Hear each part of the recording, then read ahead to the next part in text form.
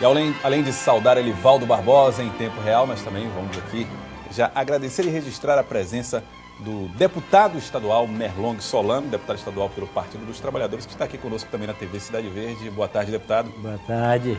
Boa tarde, deputado Merlong Solano, que conversa conosco a respeito da situação ele mesmo que lançou essa discussão em torno da saúde financeira do estado do Piauí. Mas antes, Elivaldo Barbosa, queria ver com você, houve uma reunião do governador Zé Filho na tarde de ontem para tratar da condução da administração e também dessa questão de apertar os cintos na gestão, Elivaldo. A ordem foi essa, e olha que foi o primeiro encontro do governador com a sua equipe, já praticamente formada, alguns setores ainda a ser preenchidos, mas na verdade quase que sua totalidade já formada, já no exercício das funções, mas o que chamou a atenção foi exatamente isso, o governo atento a gastos da máquina pública. Tá certo, Elivaldo, e você hoje conversou com um desses membros do primeiro escalão? É verdade, o coordenador de Relações Institucionais do Governo do Estado, o ex-prefeito de Paulistano, Luiz Coelho, comentou o que aconteceu ontem na reunião, a preocupação do governador Joelson e mais. Ele antecipa o que será prioridade a partir da próxima semana no Palácio de Karnak.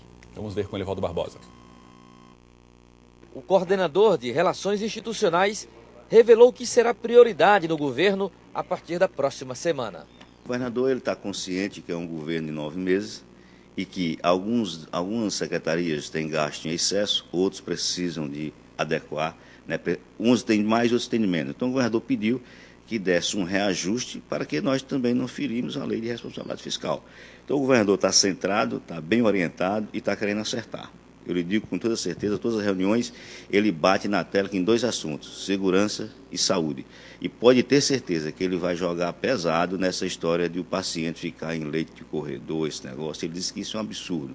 Então ele está fazendo um estudo, um levantamento para que dê o tom do seu governo de resolver essa questão dos hospitais, que é uma questão que eu reputo muito grave, mas que é relativamente mais fácil de resolver do que a segurança, porque a segurança é um conjunto de ações. E fica também para depois do feriado o fechamento da equipe de governo. Agora, nesse feriado, ele acaba de fechar as pendências que existem, vamos dizer assim, tem a questão do PROS, a questão do PSD, né, do PSD, então ele está querendo resolver essa questão e ainda tem assim o desejo também de trazer o PR, vai ter uma conversa, né, para que, você sabe, a política é a arte de você conversar. Eu digo sempre o seguinte, é um governo de 3, porque é um governo que tem o governo que saiu, tem um pré-candidato da base e tem um governador que está no exercício. Então, é um governo que, para atender todas essas demandas, não é fácil, né? Porque são muitos partidos, todos têm os seus desejos de participar do governo para ajudar a população, o Estado, enfim, isso é plenamente compreensível. Política é a arte do diálogo. Quem não tem essa paciência não vá para a política. Um governo de 1 já gera uma série de problemas, Elivaldo, o governo de 3. De 3, é complicado, gera né? problemas ainda maiores. Imagina você logo no começo do governo, né? E o secretário Luiz Coelho falou aí a respeito de 3 partidos que ele citou. E aí eu vou perguntando para você se esses problemas com esses partidos já estão resolvidos. Com o PSB, está resolvido? Não está resolvido. Comenta-se a possibilidade do PSD ampliar sua participação no governo com a CEID, que é a Secretaria de Inclusão da Pessoa com Deficiência, mas ainda não está definida a situação. PROS. Também não está resolvido. Ontem gerou uma celeuma muito grande sobre a indicação do economista César Fortes para a Secretaria de Defesa Civil. A Secretaria permanece com indicação prévia do PMDB, Tapeti Neto, ex-prefeito de Oeiras.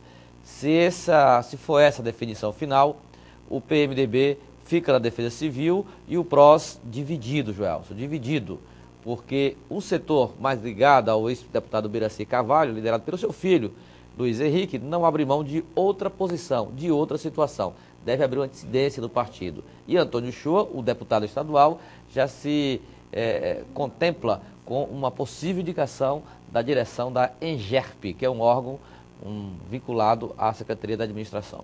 ENGERP-SEAP? ENGERP-SEAP. Aí, no caso do Shoa, ENGERP, a SEAP tem que ser para outro segmento. Ok. E aí você falou assim, indicação prévia no PMDB. Indicação prévia é assim, tá, mas não tá ainda. Tá, mas não tá. essa vaga se não tá aberta, tiver, se não tiver, pode criar um outro problema, porque aí o órgão que seria o INTERP, o Instituto de Terras do Piauí, atualmente ocupado pelo ex-deputado Tadeu Maia, que é do PSB. Aí cria um outro problema com outro partido do PSB, enfim. Problema. E o PR, por fim? O PR hoje está fora da base governista, embora o coordenador acredite na força do diálogo para restabelecer a presença dessa legenda na base governista. Agora, em termos de ações administrativas, Joelson, chamou a atenção essa expectativa do governo em deflagrar, na próxima semana, uma espécie de operação saúde nos hospitais de Teresina, principalmente o HUT. A meta é tirar dos corredores pacientes que muitas vezes agonizam à espera de um atendimento. Essa operação envolverá o Hospital Getúlio Vargas, o Hospital da Polícia Militar e o Hospital Universitário. Tá certo, Elivaldo Barbosa. E uma das questões que chamou a atenção, obviamente, foi a saúde financeira do Estado. A impossibilidade de contratar mais pessoas, enquanto se tem, inclusive, concursos públicos em andamento. E quem levantou essa questão na Assembleia Legislativa foi o deputado Merlong Solano, deputado estadual pelo Partido dos Trabalhadores, que está aqui conosco. Deputado, boa tarde mais uma vez. Boa tarde, José. Bom, a primeira questão que coloco vem de uma provocação feita por Robert Rios Magalhães, que diz que a oposição está fazendo terrorismo com esse assunto das finanças do governo. É isso mesmo, senhor? Não se trata disso. Na verdade, não foi isso que o deputado Robert disse em plenário, na minha presença, né? Numa parte? No seu parte, foi bastante elogioso, colocando que eu estava apresentando questões sérias e que o governador, inclusive, ia provavelmente levar em consideração. Eu tomo isso aí já como uma espécie de embate eleitoral que às vezes caracteriza o comportamento de certos políticos.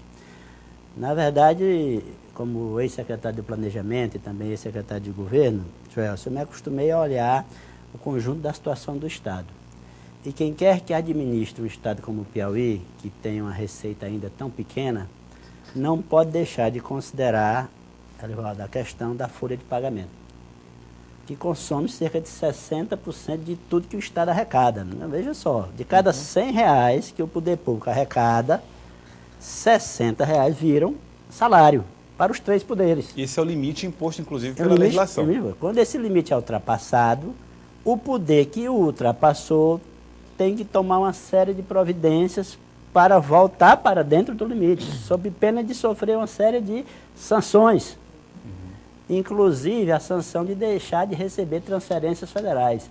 Veja, portanto, que eu não estou falando apenas da questão da impossibilidade de contratar concursados, da impossibilidade de conceder, neste momento, aumento a qualquer categoria, da impossibilidade de contratar hora extra, e vários setores precisam de hora extra, setores que trabalham com urgência. Incorporação de vantagens, digamos assim, isso entra aí também? A incorporação de vantagens, tudo. Concursados, então, nem pensado. Eu estou falando também da impossibilidade, no final das contas, de governar o Estado. Porque quando a folha cresce, ela consome uma parte do que deveria ir para o custeio, e assim compromete o serviço público, pode consumir o que deveria ir para o investimento, e assim compromete de maneira grave a capacidade do Estado do Piauí continuar acompanhando o crescimento do Brasil. Porque para a gente trazer recursos federais, é preciso ter a elaboração dos projetos, precisa gastar dinheiro com isso, e precisa ter a contrapartida aos recursos aportados pelo governo federal. Então, estou falando de uma coisa muito grave. O Piauí perdeu o bonde mais uma vez. Nós, a duras custas, Elivaldo, conseguimos pegar o Estado do Piauí e tirar a folha de pagamento da ordem do dia. Porque a folha de pagamento era manchete todo dia no Piauí. Vivia atrasando, ninguém sabia que ia receber. Funcionário público não tinha crédito na praça. Foi feito um esforço para que lá no final de 2004 nós anunciássemos um calendário anual de pagamento. Isso tem sido respeitado até hoje. Agora, no momento em que, em 2013, o Poder Executivo extrapolou o limite estabelecido pela Lei de Responsabilidade Fiscal, fica claro aí que está havendo que houve um problema de descontrole na principal despesa do Estado, que é a despesa com o pessoal. Você acha que pode haver atrasos de pagamento? Bom, eu acho o seguinte, se as medidas... Estou nesse momento preocupado mais com o seguinte, Gelson, até agora eu não vi ser anunciada nenhuma medida para corrigir o problema. E quando o problema acontece, estou falando do balanço de 2013. Aí o que a lei diz? No primeiro quadrimestre do ano seguinte, uma parte do excesso já tem que ser cortado. E o excesso total tem que ser eliminado no segundo quadrimestre. E até agora eu não vi ninguém anunciar nenhuma medida. O secretário da administração falou aqui para nós que a ordem por hora era não contratar mais ninguém, Elivaldo Barbosa estava aqui conosco, ele Lopes também, não contratar ninguém temporariamente, evitar essas contratações, inclusive... Concursados que estão na ordem também não serem devem chamados. esperar. Isso não seriam medidas... Isso por si só não resolve, porque a Folha tem a situação é grave. Nós entregamos o governo com gastando cerca de 43% da receita corrente líquida. Passou para 47,65%, extrapolando os 46% que a lei determina. O ideal é trabalhar um pouco abaixo, para você ter margem para fazer. Né? Isso por si só não resolve, Joelson, porque a Folha tem um crescimento vegetativo. Independente. Se o governo não fizer nada, ficar sentado lá, não assinar nenhum aumento, ela ainda aumenta.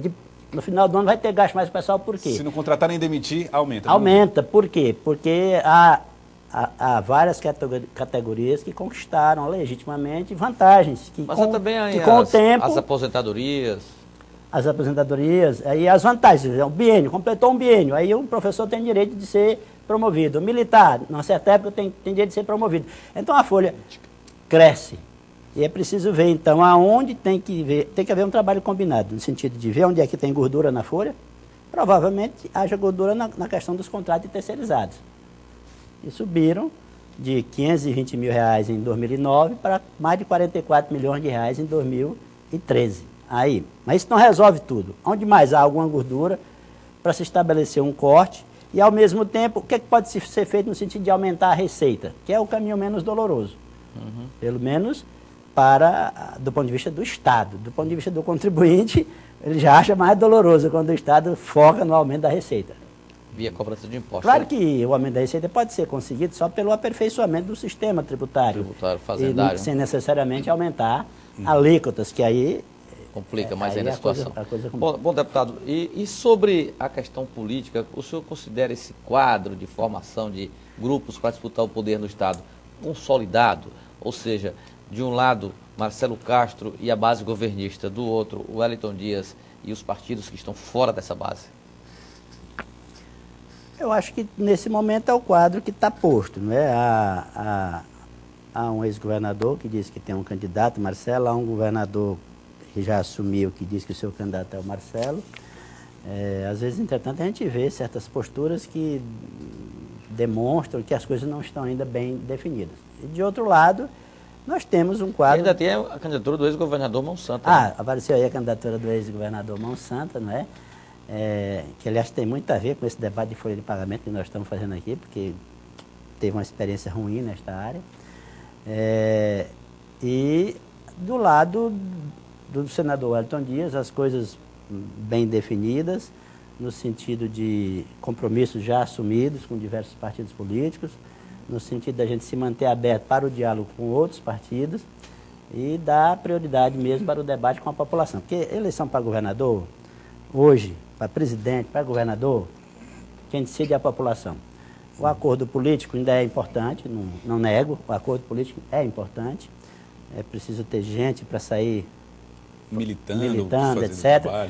Mas a credibilidade dos candidatos, a empatia do candidato com a população, a capacidade de convencer quem é que tem as melhores condições de fazer o Piauí continuar crescendo mais do que o Brasil, como cresceu, como está crescendo desde 2003, é que vai definir. A população, para governador, vota livre. E aí, para deputado, às vezes vota por um pedido de um ou de outro, mas para governador, já, no meu modo de ver, a maior parte da população vota, ela escolhendo. Você disse que a situação está consolidada em relação ao Wellington Dias no cenário, né, dos partidos que assumiram o compromisso.